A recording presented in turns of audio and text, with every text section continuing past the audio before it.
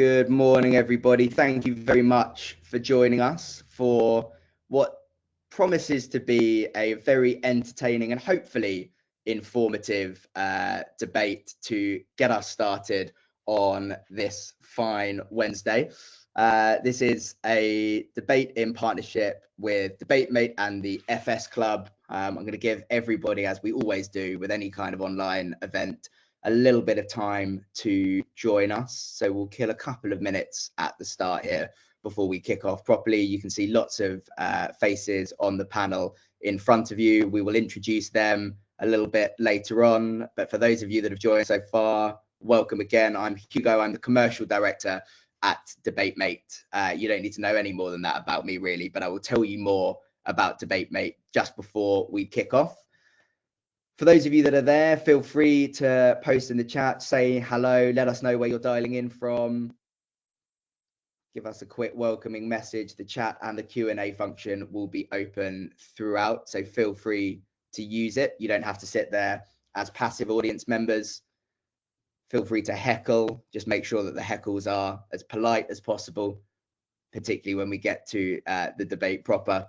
But again, for anyone that's just joined, welcome. This is a showcase debate in partnership between the FS Club and DebateMate. We are going to get started in just a couple of minutes. I'll introduce your panelists, introduce the topic that's before the House today, and let you know a little bit about the rules, and also introduce you to DebateMate if you haven't come across us before. But we will just give it a couple of minutes before we do that. You can see a couple of people that have posted very kindly in the chat. Again, for those of you that are just joining, chat and Q&A are open throughout. You've also got the opportunity to use the reactions. If you particularly love somebody's speech, you can also give them a thumbs down if you particularly dislike it, but that's a slightly punchier way to start off your Wednesday morning. Lucas there giving us a demonstration of how you can use those. That's next to the raise hand function. So try not to just raise your hand, because then I might promote you to the panel and make you do one of the speeches. And I'm sure nobody listening in wants that. Welcome to anybody, again, that's just joined. We'll give it, I think, 20 more seconds and then we'll get started properly. But a pleasure to have you here with us this morning for what is going to be a really interesting discussion about whether AI is going to enhance or replace human skills in the future workforce. So I think we'll get started now, and anybody else that isn't with us at this point can join us whenever they get here. But welcome again, everybody. Thank you so much for being here with us this morning. Over the course of the next 40 minutes or so, you're going to hear some very insightful, entertaining, and hopefully informative points made by our panel of speakers, who I will introduce in a moment. They are here to discuss whether AI will enhance or replace human skills in the future workforce. And they're going to do that by debating the motion this House believes that AI will enhance rather than replace human skills in the workforce. I'm Hugo. I'm the commercial director at DebateMate. We are hosting this debate in partnership with the FS Club. Let us know in the chat. Again, the chat function and QA are open throughout. Let us know in the chat if you have been introduced to DebateMate before, if you've seen us at any other events. But assuming that the majority of you in the audience haven't, I will just give a very quick introduction to who we are as DebateMate, introduce the rules and format of the debate, and then we will get started straight away. But DebateMate is a global social business, and we teach confidence, communication, and leadership from the classroom with young people all the way up to the boardroom with C-suite level executives. We started life about 15 or 16 years ago now, initially purely as an educational organization, an educational not-for-profit, using the fundamentals of competitive debating, as you can probably tell from the name, to teach a much wider set of human skills to young people in the classroom. The idea there was that debating has tended to be dominated by the more kind of public and private schools around the UK, and we wanted to make sure that everybody, regardless of their background, was able to access the same skill set and benefit from the same skills development. And so we now deliver programs with about 6,000 young people every week in schools with an above average number of students in receipt of free school meals, to make sure that these skills are being delivered to the students that need them most and that wouldn't necessarily traditionally have access. We got so good at training young people that we were starting to get businesses and professionals coming up to us and saying, you know, that 12-year-old there has got more confidence than I have. You know, either can they come and work for me, or can you make me that confident? And we were saying, well, yep, okay, we'll give it a go. That was about 8 or 9 years ago. And since then, we haven't looked back. We've now trained tens, if not hundreds of thousands of professionals from all different industries, backgrounds, roles, levels of seniority, etc., because the ability to communicate effectively is fundamental, regardless of what those things look like. And being able to be an effective debater, thinking quickly on the spot, being able to advocate for things that you don't necessarily believe in yourself, being able to empathize with the points of the other side are all critical ways to develop exactly that skill set. And then the social business angle of DebateMate, the revenue we generate on the corporate side allows us to support the work that we do on the school side as well. So that's the social business angle. We've now made a name for ourselves delivering events like these, which shake up the traditional panel discussion, take a really interesting topic, some fantastic speakers, and put them on sides that are able to make the black and white arguments for a certain case. Usually when we hear from a panel, we stick rigidly in the grey in the middle because we know there's nuance. A debating format allows us to really advocate for the strongest points on either end of the spectrum and then decide where we fall in the middle of that. So that's what we're going to see today. We have a fabulous panel of 6 speakers that you should be able to see on your screen. I will introduce them as we go through the debate, but they're going to be our expert debaters.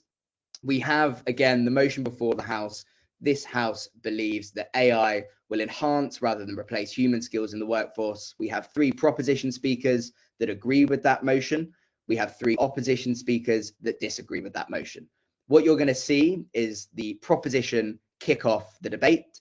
We then cross the floor to the opposition to hear their opening case, back to the proposition for their second speaker, and then finally back to the opposition for their second. And then at that point, we'll pause and we'll come out to you lot in the audience.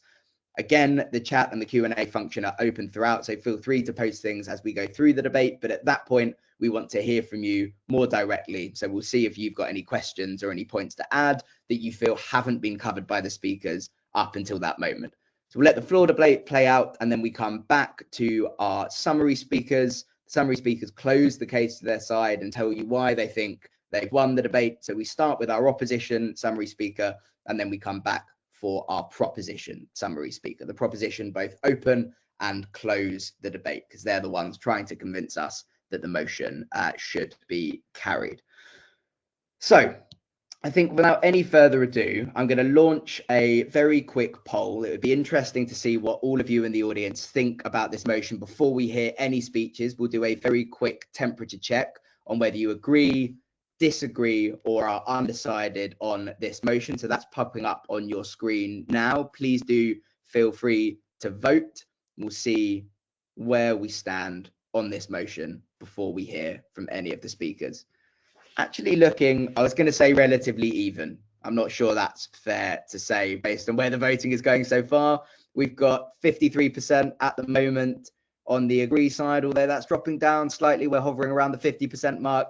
23% on the disagree, so the opposition have got a little bit of work to do, it seems, but we do have enough swing voters that could see the opposition taking the victory in today's debate. We've got 28% unsure, and if we take some of the agree over to disagree, the opposition do have it all to play for. So we're going to kick off straight away. We are coming to our first speaker in today's debate. Our first speaker today is Elisa. Elisa is a senior associate at DebateMate, and she works to deliver a lot of our communication and skills development programs for our large global corporate clients, including PwC, HSBC, and Standard Chartered Bank. Elisa also regularly speaks at global conferences, moderating debates in English, Arabic, and German. She is a seasoned competitive debater and holds a postgraduate diploma in law from BPP and an undergrad from Queen Mary. I've also asked all of our panelists to let us know what their favorite AI application is, what their favorite utilization of AI is. And Elisa's favorite is Google's deep research. She likes using that to discover things about random topics. She was telling us about whether the chicken or the egg came first, but she couldn't remember the answer. So maybe she'll let us know in this speech. Elisa, over to you. It was egg. Egg is the answer. Humans have walked hand in hand with technology throughout history. And while side opposition is going to try and argue that AI is going to cut a hand off, as side proposition, we think that AI is no exception to this general pattern of technological advancement, and that on balance, ultimately, AI is an enabler and a complement rather than a substitute for human skills. Let's first look more closely at what we're debating here. This house believes that AI will enhance rather than replace human skills in the future workforce. Throughout this debate, when we talk about AI, we mean all current and near future digital systems that perform tasks that require human-like intelligence in the workforce. So things like chatbots, any sort of predictive analytics. No, thank you, Ian. I haven't even gotten to any of my interesting points, so maybe I'll take your point of information later. On to the rest of the examples of AI. So chatbots, predictive analytics, robotics, etc. And we're taking AI to mean in the broadest sense. So all kinds of machine learning, regardless of where it stands on the spectrum of supervision and also reinforcement learning. So what is our job aside proposition?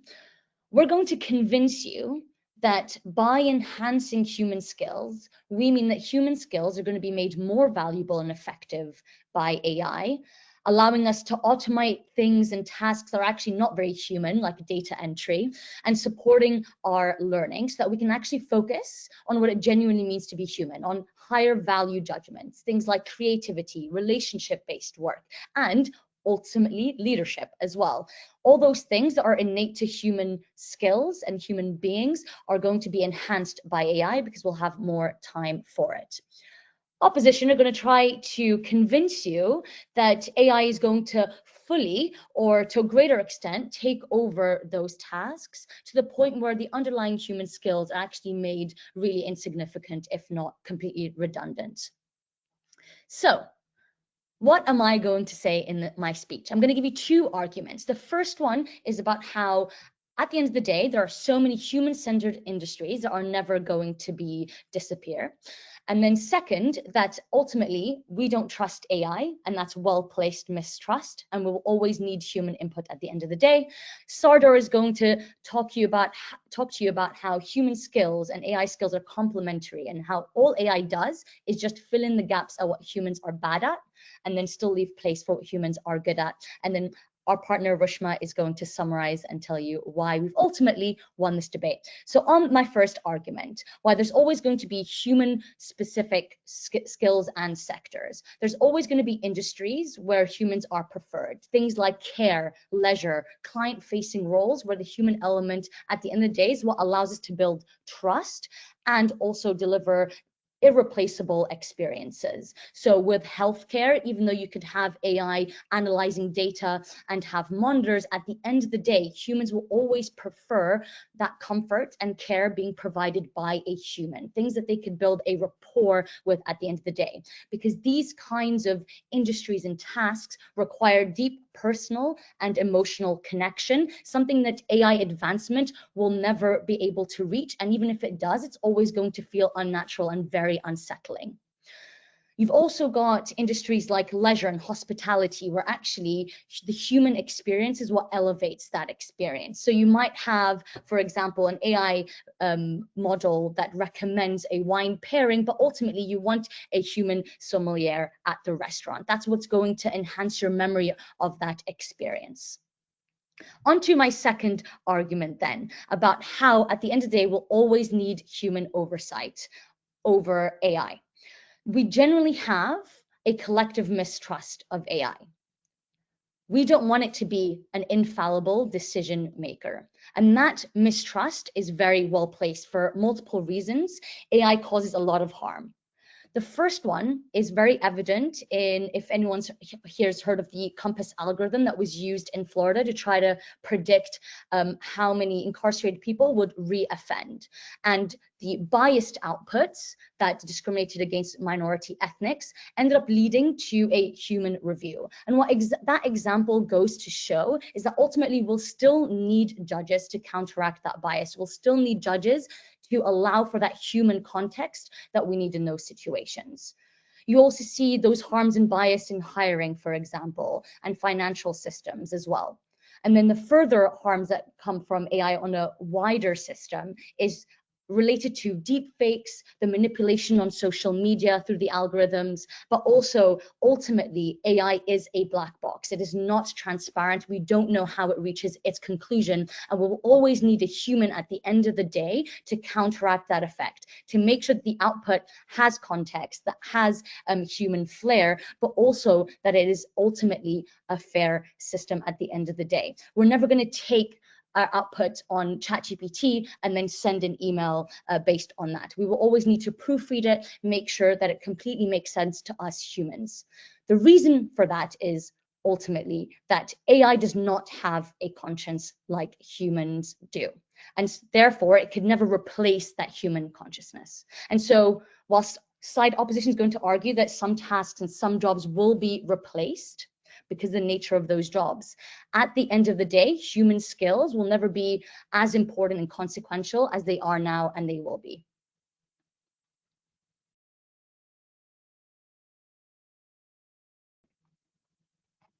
Thank you very much, Elisa. I'm sure a rapturous round of applause across the UK and maybe globally. I don't know where everyone is dialing in from necessarily, but we can see the emojis that are agreeing with me popping up in the right-hand corner of the screen there.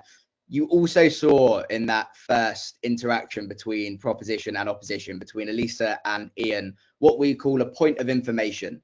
Ian wasn't just so exercised that he's disobeying the rules of the debate. That is actually allowed in the format that we have today. A point of information is when a speaker from the side that isn't necessarily presenting their case at that point is able to interrupt the speaker to offer a quick question or a quick counterpoint. It is up to the person speaking at that moment in time to decide whether they accept, reject, or delay that point of information. So hopefully you'll see more of those coming as we go through the rest of the debate. But thank you very much, Elisa, for opening up for side proposition there. We are going to cross straight over to side opposition for Adam. Adam is a program director at DebateMate, where he oversees the development and delivery of most of our debate programs across both the schools and professional side. He's a former DebateMate student himself and went through the program while he was at school, and was subsequently awarded a full scholarship to Eton College before going on to study at Oxford University, where he served as president of the Oxford Union. So a seasoned professional debater here. Following his time at Oxford, he also became a Henry Fellow at Harvard University before he came and joined us in the DebateMate office. Adam's favorite application of AI is the AI reverse image search on Google, mainly for fashion, and he's looking fantastic this morning, so we can say that that is safely working. Adam, over to you to kick off for side opposition.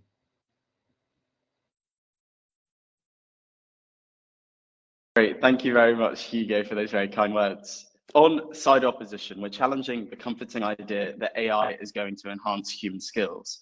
We're not arguing that AI is harmful or useless, far from it. AI clearly improves efficiency and output. Our argument instead is that enhancing output is not the same as enhancing people. History shows that productivity boosting technologies tend to replace, not uplift, the side proposition would have you believe, human skills. One piece of rebuttal before I go into my main points. The proposition says AI frees us to be more creative. That's at the crux of their argument.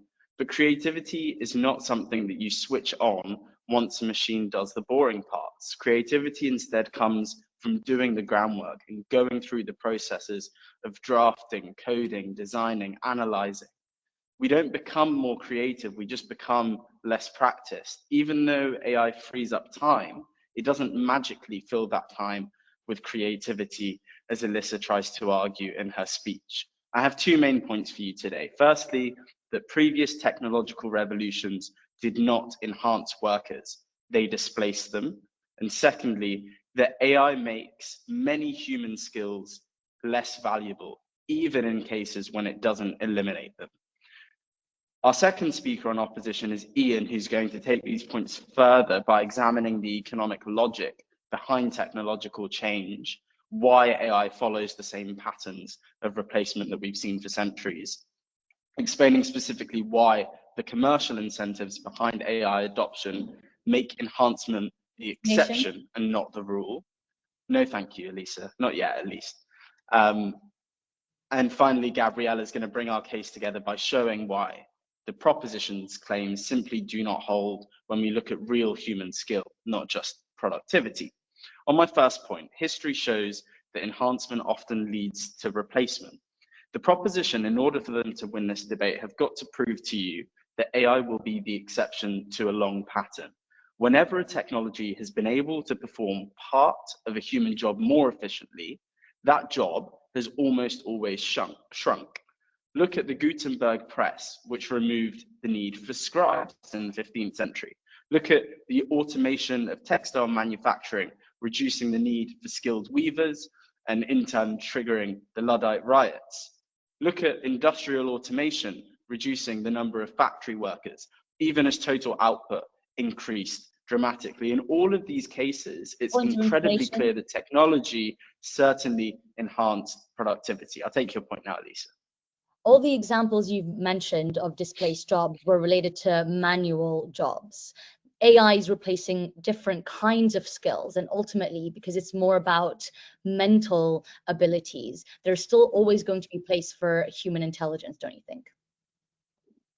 I think you've answered, if anything, in asking that question, it proves that you're on our side rather than side proposition. You've shown us why it replaces directly in asking that question in that way. In all of these cases, like I've said, technology certainly enhances productivity. It didn't enhance the workers performing those tasks, as Elisa highlights in her POI. It reduced the range of skills society needed from them. So when the proposition claims AI will enhance human skills, it must explain why this time the outcome will be fundamentally different from what we've seen across centuries of technological change. Ian's going to expand on that economic logic that sits behind this pattern. And my final point is that AI, no thank you, Sardor, AI devalues skills long before it replaces them. AI often enters the workplace as a tool and not a substitute. Even as a tool, it changes what skills are worth. If generative AI can draft the initial code, it can analyze these documents and create these reports, then the baseline value of the skills shifts. Workers then in turn are no longer judged purely on their individual ability. They're instead judged on their ability relative to what that AI can do. This has the predictable effect of a skill doesn't need to disappear for its value to in turn decline. I'm going to conclude briefly because I can see Hugo waving at me to wrap up. But AI absolutely increases efficiency and expands what organizations can do. But, and crucially, it does not mean it enhances human skills in the workforce, which is what this debate is truly about. History shows that when technology takes over large components of a task, human skill becomes less central, less valued, and ultimately less necessary. AI is unlikely to be the first major technology to reverse that trend. For all of these reasons, we are very proud to oppose this motion. Thank you.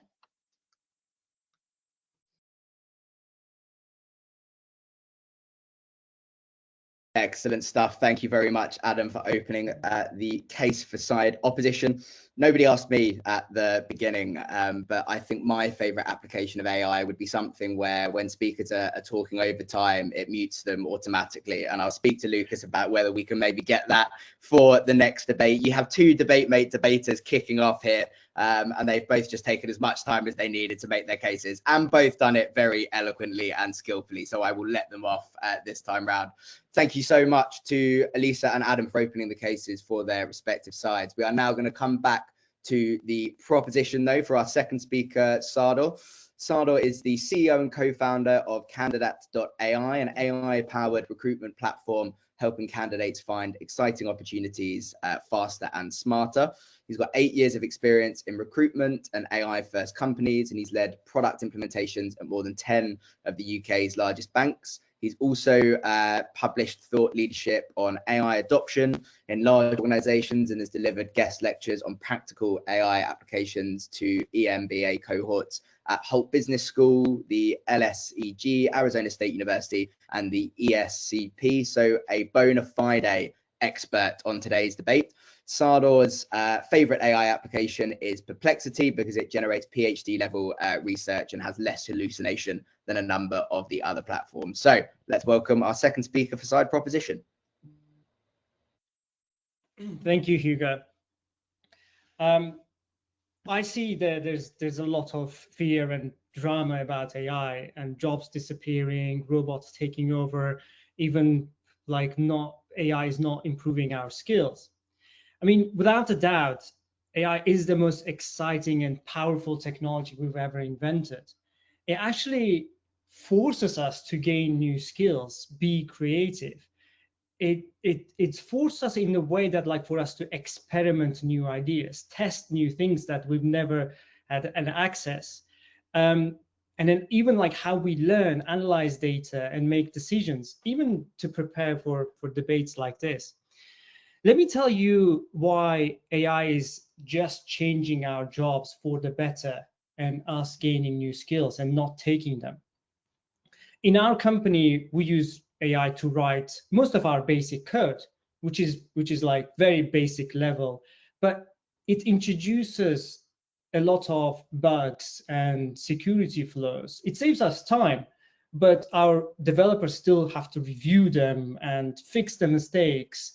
And this is not just us, this is true for 90% of tech startups. That's why we're still hiring a lot of engineers who understand AI, who understand the AI's like limitations, which is like a new skill that they've learned to spot the mistake of AI.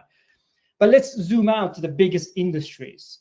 AI, it helps, for example, agriculture, right? 26% of the global workforce work at it. AI helps farmers, like with drone sensors, predictions. Farmers are gaining new skills to understand data. They're hiring data analysts and prompt engineers and etc. It reduces waste for them. It increases yield, but the farmers still run the show with both AI and then their teams. Like manufacturing, Adam mentioned, employs 14% of global workforce. And there are smart factories. They flag defects, predict breakdowns, but humans still check it and confirm and act. No, thank you, Adam. If you're still not convinced, here's the real truth of what's happening behind the screen. And if you're technical, you know the trick. The AI we use today, chatbots and large language models, they're not thinking. They are prediction machines. They predict the next word, the next image, the next sound based on patterns. They're great at patterns, but engineers train them with massive data sets and constant feedback. But AI doesn't understand anything. No goals, no facts, no awareness, no values. That's why they hallucinate. They trained to answer every question you ask. They make things up. They sound confident while being completely wrong. Just quick one example, Portia Woodruff, 8 months pregnant, was arrested because facial recognition AI misidentified her, 11 hours in prison for an AI mistake. In law, medicine, in finance, AI guess can be catastrophic. That's why we need to use it to make us better, improve our skills, and not to replace us. The final point is, let me ask you, would you trust AI to do your job without over your side? I'm sure some people would love that, but if you're still responsible for the mistakes, it's the best tool we've ever created. Let's use it to achieve more. Thank you.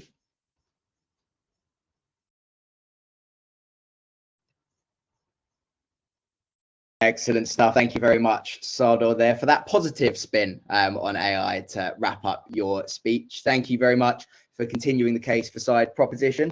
We are going to cross straight back over to side opposition in just a moment, but a quick reminder that after this speaker, we will be coming out to you for any questions or any points. So feel free to get your typing ready, and we will start to see those come through when we have our second speaker on side opposition. That speaker is Ian. Ian specialises in strategic planning and systematic performance improvement in both the civil society sector practice, which he leads, and also commercial sectors. Ian regularly leads award-winning work such as Charity Shares Partnership Award, Ideal Hardware's HR Award for its rewards framework, and the Marine Stewardship Council Best Practice Award for its strategic planning and governance review. Ian's a former chair of the judging panel for the National Payroll Giving Awards and of BCS, the Chartered Institute for IT's Ethics Group. His third book, fair play, Ian, The Price of Fish, a new approach to wicked economics and better decisions, written jointly with Professor Michael Manelli, won the Independent Publisher Book Awards in Finance, Investment and Economics, got the Gold Prize, all good retailers, I'm sure.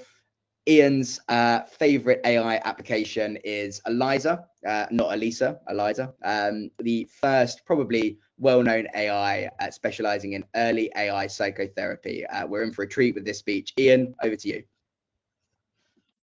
Hugo, thank you very much indeed.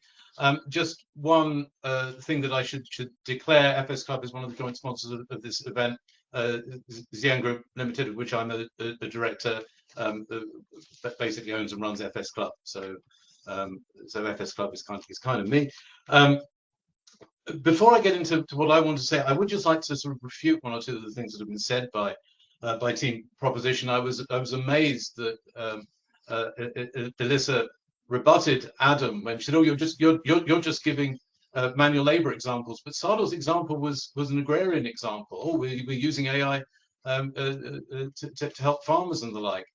You only have to look at the wave of history and the economics of technology to see how many agrarian jobs have been replaced by technology.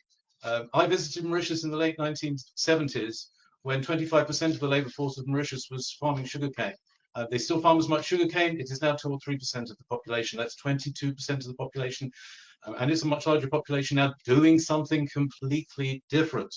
And this is where I think there is a little error or a convenient error in the way that Team Proposition put the case, because the question is about work skills. And the reality is the economics of the use of AI is about the replacement of work skills. Were it not about the replacement of work skills, why would such vast sums be invested in the future of AI?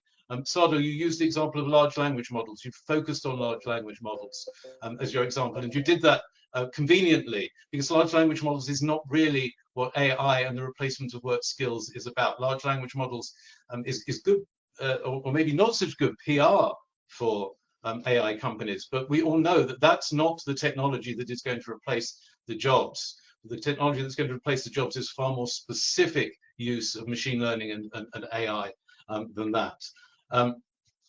So my argument is that these tools will not primarily enhance existing jobs. It will primarily replace existing jobs, and the commercial logic only works if that is the case, and the wave of history tells us that is the way that things are likely to be.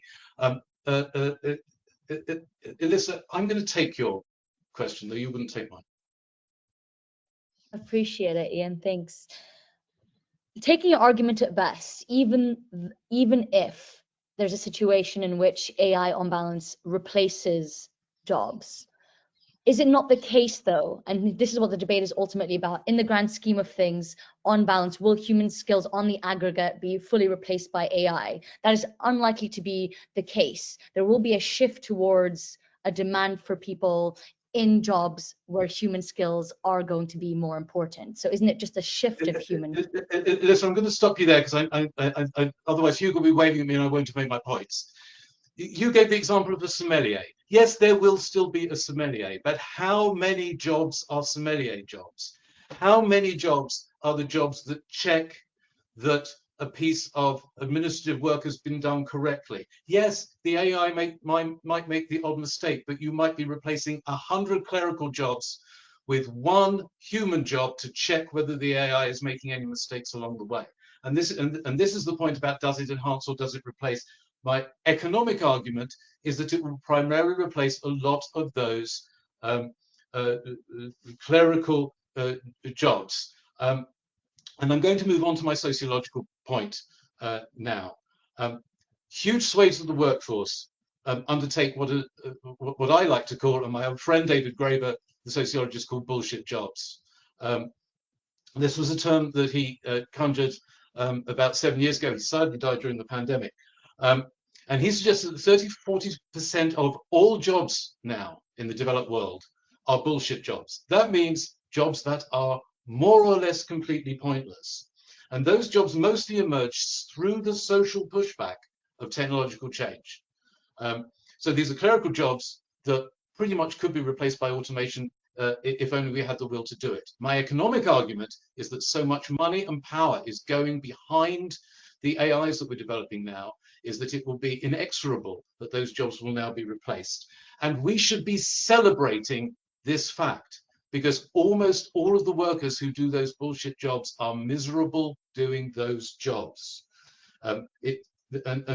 So I am asking people to vote for the opposition, because it's what you should want. It is not what you should fear, it is what you should want. And my argument is that AI can enhance most people's lives, but it will not enhance most people's work skills. That really is the argument. We as human beings should be seeking life enhancement. And there is a great deal of life enhancement that we can get through the use of AI. AI will develop health applications that will help to keep most of us healthier for most of our lives and help us to live longer and to live better, etc. So there will be new forms of life enhancing activities. Some of them will be jobs, but they will be new jobs. And our descendants actually will look back in horror at the way that many of us, indeed most of us, lived our working lives. Just in the same way that we look back in horror at the fact that our grandparents were working the fields until their bodies broke and they died young, or were working in mines until their lungs packed up and they died young. The skills that we're talking about, clerical skills, is not quite as bad as that, but it is bad for the mind if you're working on a pointless job and don't enjoy what you're doing. So don't fear it, embrace it, but vote for team opposition, please.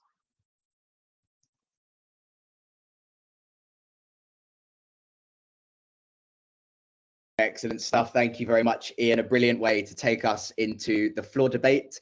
So with that, we will open the discussion, I suppose, for any questions or points from any of you out in the audience. Again, we've got both the chat and the Q&A function open, so feel free to let us know any thoughts you've got about the debate so far, any questions that you'd like to pose to our speakers. Just to clarify that those won't be answered immediately. This isn't a traditional Q&A, but our summary speakers, Gabriella and Rushma, will interpret them and try to work them into their summary speeches if they can. So feel free, if there is anything burning away in the back of your mind, to air that in public, put it as a question or in the chat. We will read those out and then we will see if we can incorporate them into the summary speeches.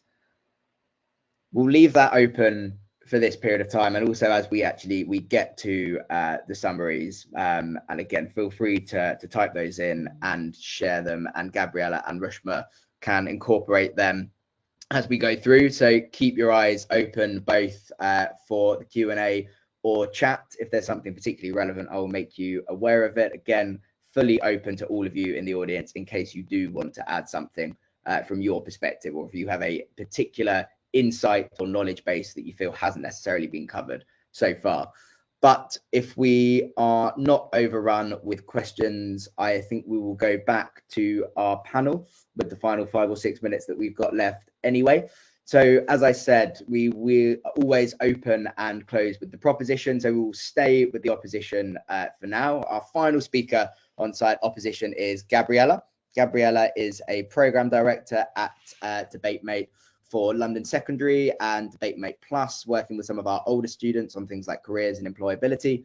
She's an Oxford University graduate and a DebateMate Schools alumna, taking part in the program herself when she went to Sydney Russell School in Dagenham. During secondary school, she was actually a finalist in the DebateMate Urban Debate League. That is our league table style competition with all the schools that we have on our program across the UK. And she debated in institutes such as the Foreign Office, the Pensions Policy Institute, and State Street Global Advisors. When I did my undergrad and was a mentor on the DebateMate program, I actually mentored Gabriella while she was at school, and she's now far more interesting, articulate, and knowledgeable than I am. But I actually see that as an achievement, I would say. Gabriella, over to you to close the case for side opposition. Thank you, Hugo, for that introduction. So, side proposition has been using very eloquent words and very eloquent phrases to pull the wool over our eyes today, because the skills that supposedly AI are enhancing are really only for the select few.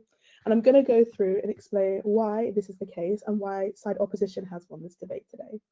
So if we're talking about the notion that AI will enhance rather than replace human skills in the workforce, we're talking about the skills that people use in their day-to-day lives throughout their work. And we're talking about enhance versus replace, which is the two most important words here. And as our team have said, we are not seeing the enhancement that side proposition is so adamantly proposing here. Elisa spoke about how we have the time to relate to human skills more if AI comes in and is able to replace the menial work that we do in our day-to-day lives, like writing your emails, like writing your basic code. And I'm going to say that I think this is a very interesting way to put this. Elisa, is that a hand up? A POI, I'll take that.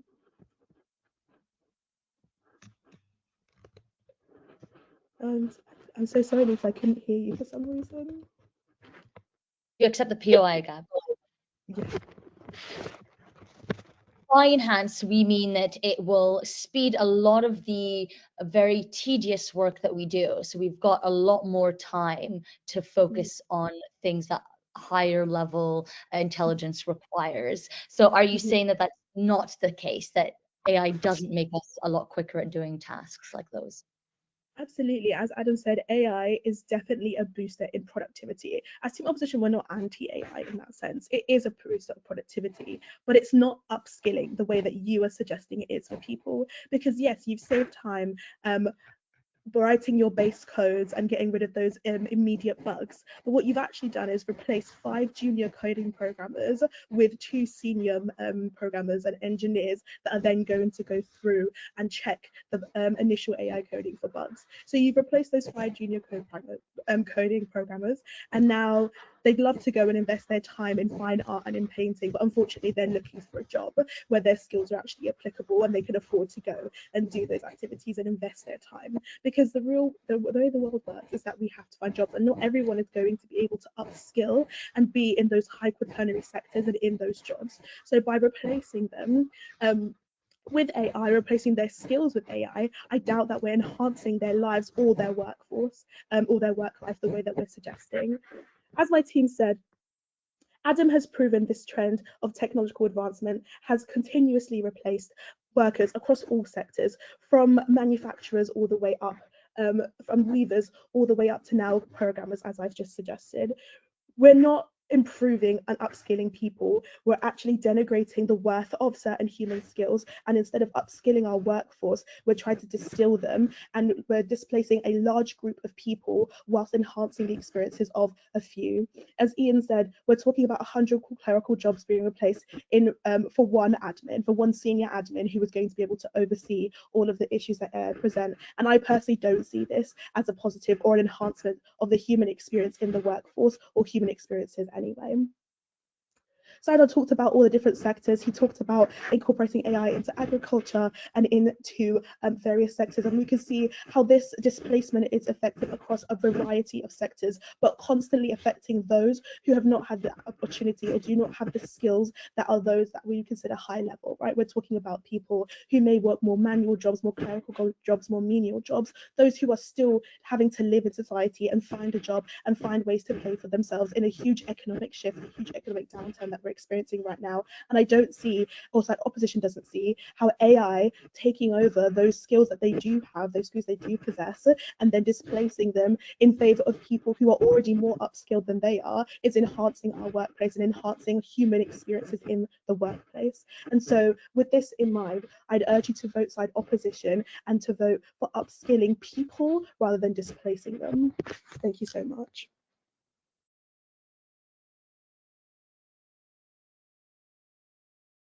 Excellent stuff. Thank you very much, Gabriella, for closing the case for side opposition. We will cross very quickly back to side proposition for our final speaker, both for the side proposition and also in today's debate. That is Rushma. Rushma is an international relations student at the University of Birmingham currently. Rushma's journey with DebateMate, though, began at the age of about 11, when she was about this big, and you can't see on screen, but she's still about this big. But she's been around for a number of years now. When she joined the after-school debate club at Shireland Collegiate Academy, and she won the DebateMate Cup and League competitions. Over the years, she's spoken at numerous showcase debates, probably too many to count, and panels, sharing the stage with a number of renowned household figures like Professor Brian Cox, who she beat in the debate, Alistair Campbell, who she beat in the debate, and Gary Neville, who she also beat in the debate. And among her many achievements, the highlight of her time at DebateMate was representing the UK on the international stage at the Dubai World Expo. More recently, she was with us in the office serving as an assistant program director during her gap year, and her favorite application of AI is AI image generators, but we promise she's a real life person. Rushma, over to you to close the debate. Great, thank you, Hugo. So I'm actually going to start off with an apology, because sorry to break it to you guys, but this debate is actually not about you, and it never was. And viewing it as centered around the current working generation will never allow meaningful dialogue to be had. After any innovation, there will be a fallout period, but what we should be doing is focusing on the future generation entering the workplace to minimize the fallout and to determine the skills needed to thrive in the workplace, and to ensure that my generation is well equipped to handle any challenges AI may pose. So now, before I begin my speech, I'd like to begin with some rebuttal. So we heard a term on side opposition quite a lot of history shows, and the truth is you can never completely use history to show the limitations, the capabilities of AI, because AI in itself is a completely new innovation which is not like anything else we've seen before. And so actually it's very AI of you guys on side opposition to try and use some type of algorithm to predict like a trend based on history without actually taking in human experience, without actually taking in opinions and perspectives of the people around you, of our human skills.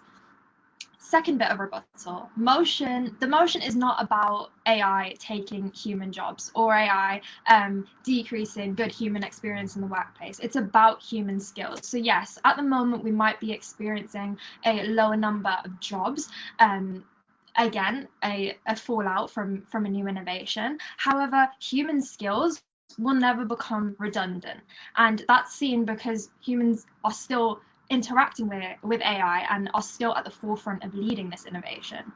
The next thing I'm going to go on to do is summarize and further explain my teammates' points. So our first speaker, Alyssa, spoke about how AI and human skills are complementary.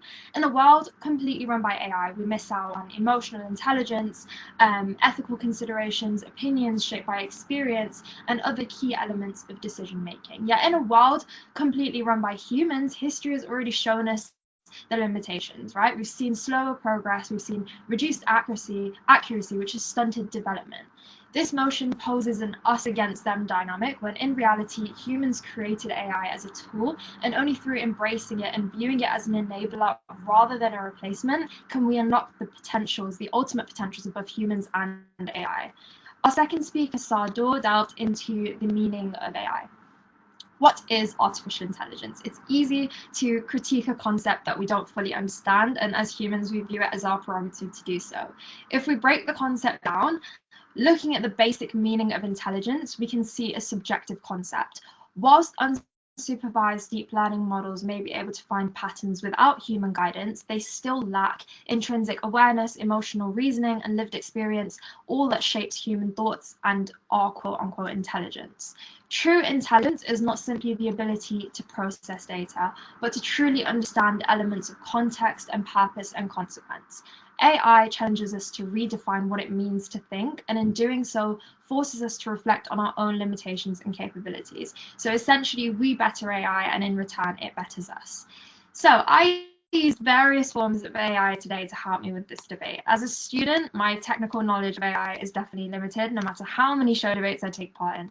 But that doesn't mean that I shouldn't be able to give a fully informed argument. One informed both by my lived experience and perspectives as a young person, but also by AI-generated sources. Neither source of knowledge is superior on its own. Each compensates for the other's weakness. Perspective itself is a deeply human skill, but when enhanced by AI, it transforms a simple opinion into an informed and meaningful stance. And that's exactly the point. AI isn't here to silence human insight, it's here to sharpen it. It pushes us to think deeper, to question harder, and argue smarter. And if my international relations degree and a few well-trained algorithms can come together to produce a coherent debate speech, I hope, then trust me, AI isn't the threat, it's the upgrade. And therefore, it isn't replacing human skills, but instead redefining them. Thank you.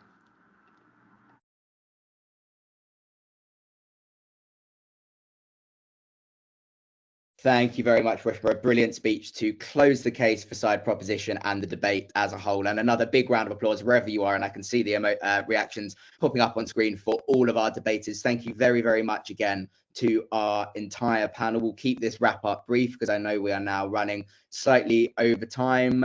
Usually at this point, we would ask all the speakers to stand up and shake hands. That is trickier in a virtual environment, so we'll just have to imagine that they're doing it. I'm sure everybody is thinking it. And also another massive well done to all of our speakers who weren't necessarily advocating for or articulating their own personal views within this debate, but I think we can safely say that we've had 6 fantastic and informative speeches there.